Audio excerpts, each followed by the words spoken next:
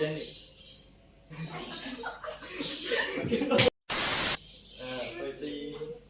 Roti sama Mas roti. udah tanya dong Mas.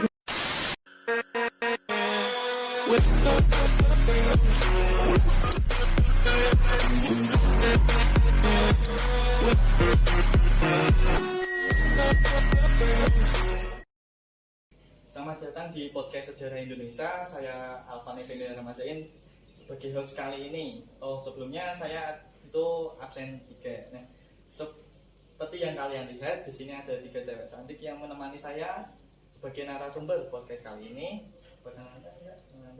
Halo, nama aku Nafisa Sita Firyani, absen 22. Halo, nama aku Tasya Indah Rizka, absen 32. Halo, nama aku Tifami Yesaisti, absen 15. Udah perkenalan, apakah kalian dengar? Kalau nggak dengar, terserah Anda. Kita akan membahas tentang Dekret Presiden 5 Juli 1959. Dekret Presiden 5 Juli 1959 menjadi salah satu titik penting dalam rangkaian sejarah bangsa Indonesia, terutama dalam sektor politik dan sektor pemerintahan. Lantas, apa isi, alasan, atau latar belakang, tujuan dan dampak yang ditimbulkan dengan adanya dekret yang dikeluarkan oleh Presiden Soekarno saat itu? Nah, untuk penjelasan tentang dekret Presiden 1959 akan disampaikan oleh Mbak Ayu. Oke, menurut KBBI, dekret atau dekret adalah keputusan atau ketetapan pemerintah yang dikeluarkan oleh kepala negara. Dekret Presiden 5 Juli 1959 merupakan dekret pertama dalam sejarah Republik Indonesia. Jauh puluhan tahun kemudian, yakni setelah reformasi 1998 yang mengakhiri pemerintahan Orde Baru, tepatnya pada tanggal 23 Juli 2001, Presiden RI keempat yakni Gus Dur juga mengeluarkan dekret kendati ditolak oleh Majelis Permusyawaratan Rakyat atau MPR di kala itu. Oke, terima kasih Ayu tentang penjelasannya. Nah, selanjutnya tentang latar belakang dan alasan dekret Presiden 1959. Latar belakang dan alasan Presiden Soekarno mengeluarkan dekret Presiden 1959 adalah dari kegagalan konstitusi menetapkan Undang-Undang Dasar baru sebagai pengganti Undang-Undang Dasar Sementara 1950. Konstituante adalah badan atau dewan perwakilan yang dibentuk pada tahun 1956 dan ditugaskan untuk membentuk konstitusi baru bagi Republik Indonesia. Undang-Undang Dasar Sementara 1950 digunakan sejak 1950 seiring dibubarkannya Republik Indonesia Serikat atau yang dikenal dulu itu RIS ya, yang semula dipakai sebagai konsekuensi pengakuan kedaulatan oleh Belanda pada 1949. Sejak dibentuknya sebagai hasil dari pemilihan umum atau pemilu 1955, konstituante mulai melakukan sidang pada 10 November 1956 untuk merumuskan undang-undang yang baru sebagai Undang-Undang Dasar Sementara 1950. Namun, hingga 1958, konstituante tidak berhasil menjalankan tugasnya tersebut sehingga Presiden Soekarno melakukan dekret Presiden 1955. Kayaknya ayo udah capek.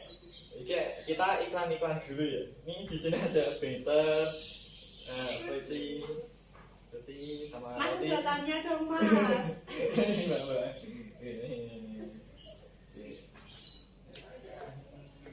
Oke, dinikmati dulu.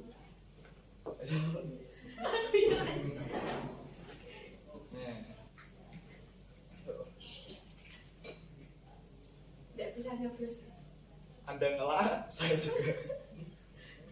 Mas, Nah, break sudah selesai ya, iklan sudah selesai. Nah, lanjut kita akan tentang tujuan dan isi akan disampaikan oleh Mbak Tasya. Silakan Mbak Tasya. Ya, di sini saya akan menjelaskan tentang tujuan dan isi dari dekret Presiden. Tujuan dikeluarkannya dekret Presiden 1959 adalah untuk menyelamatkan negara berdasarkan hukum keadaan biaya bagi negara. Dengan adanya dekret Presiden 1959, maka masa demokrasi liberal atau parlementer di Indonesia resmi berakhir dan dilanjutkan dengan masa demokrasi terpimpin. Dan isi dari Dekret Presiden 1959 adalah dibubarkannya Konstituante dan dibubarkannya kembali UUD 1945. Diberlakukannya kembali UUD 1945, tidak berlakunya lagi UUD 1950. Dibentuknya Majelis Permusyawaratan Rakyat Sementara atau MPRS dan Dewan Pertimbangan Agung Sementara atau DPAS. Benar. Mbak Tasya sudah menyampaikan tentang tujuan dan misi. Lanjut ke dampak dan fakta Dekret Presiden 1959. Nah, dampak dan fakta ini akan dijelaskan sama Mbak Yesa. Silakan Mbak Yesa. Untuk dampak dari Dekret Presiden 5 Juli 1959 ini, yang pertama, Dekret Presiden 5 Juli 1959 mengakhiri tugas kabinet parlemen dan periode sistem parlementer itu sendiri. Dan yang kedua, Dekret Presiden 5 Juli 1959 mengakhiri masa demokrasi parlementer di Indonesia sekaligus mengakibatkan pula periode pemerintahan oleh partai politik.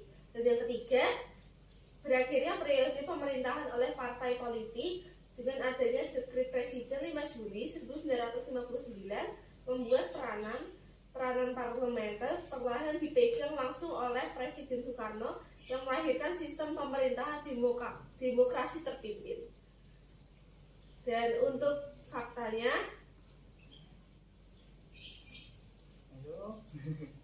yang pertama 5 Juli 1959 sesuai dengan namanya, dekret ini dikeluarkan pada 5 Juli 1959 tepatnya pukul 5 sore.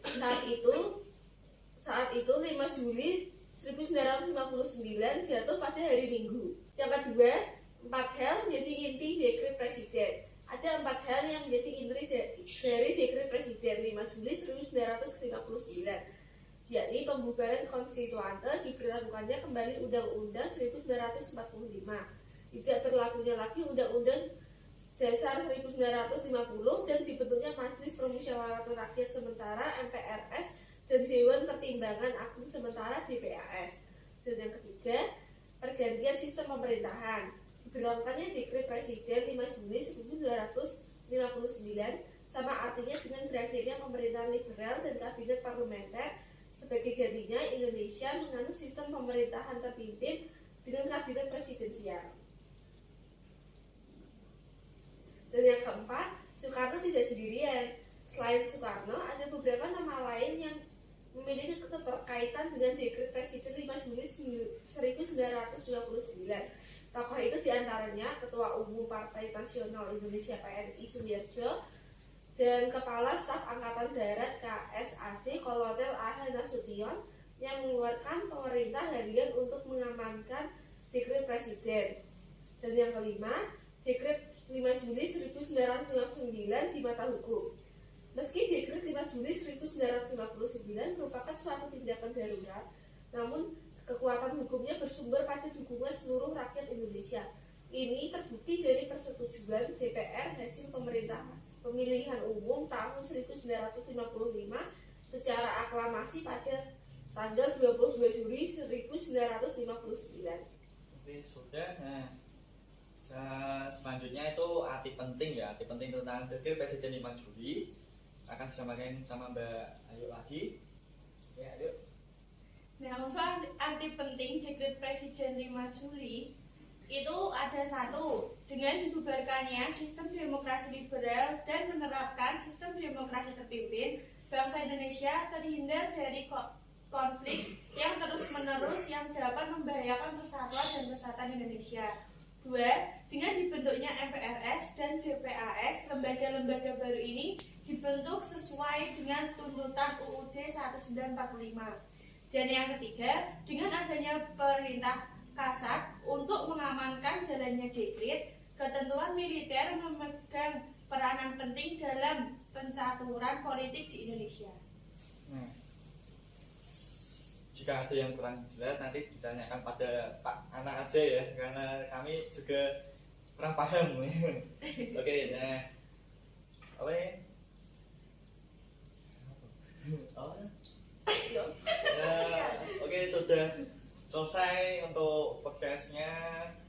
Terima kasih sudah melihat. Jangan lupa Like, comment. like, nggak usah komen, like aja sama salin link ya, buat kenang-kenangan.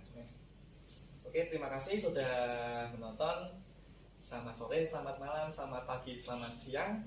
Wassalamualaikum warahmatullahi wabarakatuh.